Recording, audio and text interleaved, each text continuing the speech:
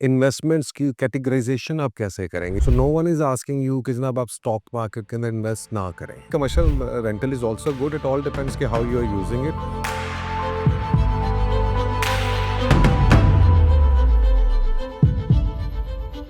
अच्छा सर, ज़ुल्फ़िकार अली साहब ये कह रहे हैं कि मैं एग्री करता हूँ कि आपका जो पॉइंट है 236 सी और के जो एडजस्टेबल टैक्स है, कहते हैं लेकिन ये ओवरसीज़ पे क्यों इम्प्लीमेंट किया गया? क्योंकि वो कहता है कि मैं पिछले 2 साल से पे भी कर रहा हूँ लेकिन ये रिफ़ंड नहीं होता। तो आपको लगता नहीं कि हम तो रेमिटेंसेस भेजते हैं और फिर हम हमारे ऊपर क्यों इस तरह के एक्स्ट्रा चार्जेस लगाए जा रहे हैं? जो रेमिटेंसेस भेज रहे हैं या आप चीज़ें कर रहे हैं ग्लोबली भी आप देखें, if you are American citizen और आप दुनिया के किसी कोने से भी बैठ के इनकम कमा रहे हैं तो आपको टैक्स देना पड़ता है अमेरिकन गवर्नमेंट को। ये बात सब्जेक्टिव है कि वैदर ये होना चाहिए या नहीं होना चाहिए 236 सी। अगर आप पाकिस्तान में प्रॉपर्टी बना रहे हैं इन एनी केस आपकी कोई ना कोई रेंटल इनकम तो होगी ना। ये तो नहीं पॉसिबल कि जी कि इनकम टैक्स आपके ऊपर कोई अवेलेबल ना हो अगर आपने रेंट प्रॉपर्टी पाकिस्तान में ली है। लेकिन बहरहाल ये अब है तो है, जस्टिफाइड है या नॉन जस्टिफाइड है, बाहर भी आप बैठे हैं तो रेमिटेंसेस जो हैं वो आप भेज रहे हैं वो पाकिस्तानी गवर्नमेंट को तो नहीं दे रहे हैं। रेमिटेंसेस हैं क्या? एक ये भी बड़ा बात है समझने वाली कि जी कि एक्सपर्ट्स जो समझते हैं कि यार रेमिटेंस भेज रहे हैं हम तो ये हमारे ही, तो ये कोई एहसान तो नहीं है आपका अपने मुल्क के ऊपर। रेमिटेंस तो आप तो अपने पैसे भेज रहे हैं पाकिस्तान में आके भी वो आपके पास ही है। सिर्फ गवर्नमेंट को ये फ़ायदा है कि एक आपका जो करंट अकाउंट डेफिसिट है उसको ये, क्योंकि आप ज़्यादा पैसे बाहर भेज रहे हैं, बाहर से पैसे वापस आ रहे हैं, तो पाकिस्तान यूजेस ह्यूमन रिसोर्स और remittances as a direct inflow, क्योंकि हम और तो कुछ प्रोड्यूस करते नहीं। जब हम कुछ प्रोड्यूस नहीं करते तो इसलिए हम गरीब होते हैं। तो ये रेमिटेंसेस एक तरह से हमारा इनफ्लो है और वो पैसे तो आपके अपने ही हैं।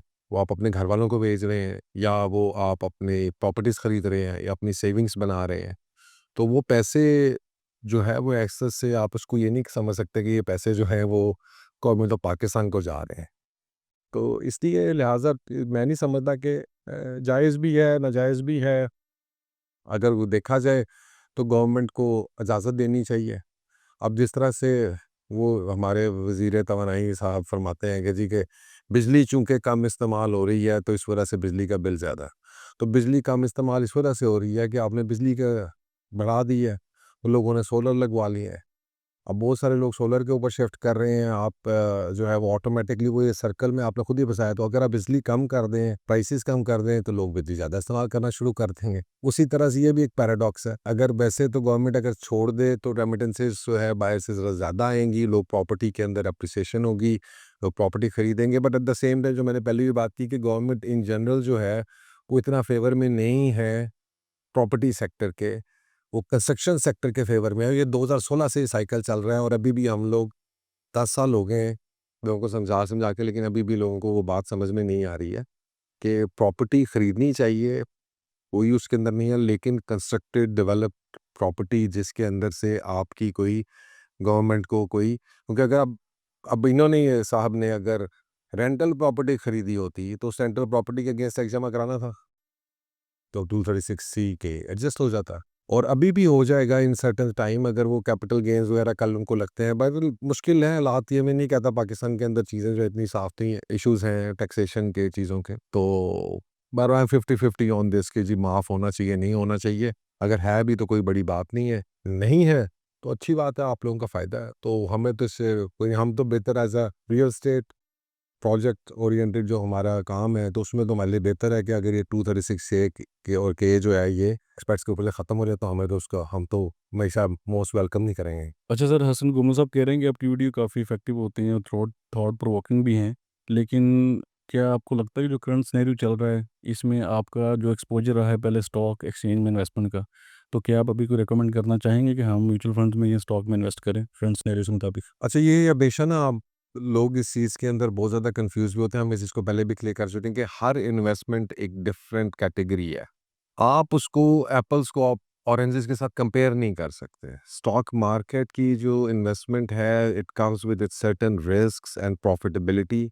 उसके अंदर बहुत सारे लोगों ने बहुत सारा पैसा कमाया भी है पिछले 2 साल के अंदर। उसके अलावा अगर आप रूटीन में जाएँगे तो बहुत सारे लोगों ने लूज़ भी किया। इन्वेस्टमेंट्स की कैटेगराइज़ेशन आप कैसे करेंगे? जिस तरह हमने लास्ट टाइम एक डिस्कस की थी कि एक्टिव मनी है, उस एक्टिव मनी से आप अपनी पैसिव इनकम बनाते हैं। तो एक छोटा चंक जो है वो आपने डालना है रियल एस्टेट के अंदर। So no one is asking you कि जनाब आप स्टॉक मार्केट के अंदर इन्वेस्ट ना करें, वो आपने इन्वेस्ट करना है। If you understand the risk, if you understand the dynamics of stock markets, please go ahead and invest in stock market. But real estate की तरह से जो ग्रोथ आपको मिलनी है वो इज अ डाइवर्सिफिकेशन। हम उसको ये नहीं समझते, it's not a comparison between a business and real estate. Business में और रियल एस्टेट का कंपैरिजन इस तरह स्टॉक मार्केट का रियल एस्टेट का कंपैरिजन नहीं है। बट ग्लोबली अगर आप देखें पूरी दुनिया के अंदर, अगर आप ग्लोबली देखेंगे तो real estate is considered as one of the पिछले 100 सालों के अंदर as the highest grossing asset which has produced more millionaires than stock markets, which has produced more millionaires than any other assets in the world. तो वो एक चीज जो है वो यानी हम नहीं कह रहे हैं, वो दुनिया कह रही है। ग्लोबल स्टैट्स और डाटा उसको बता रहा है। तो इसलिए real estate is very important. Real estate के अंदर आपको स्टॉक्स की तरह आपको प्रॉब्लम्स नहीं आते हैं, आप उसमें इन्वेस्ट कर सकते हैं, इजीली कर सकते हैं। It's doable, it gives you yield if you are buying rental property.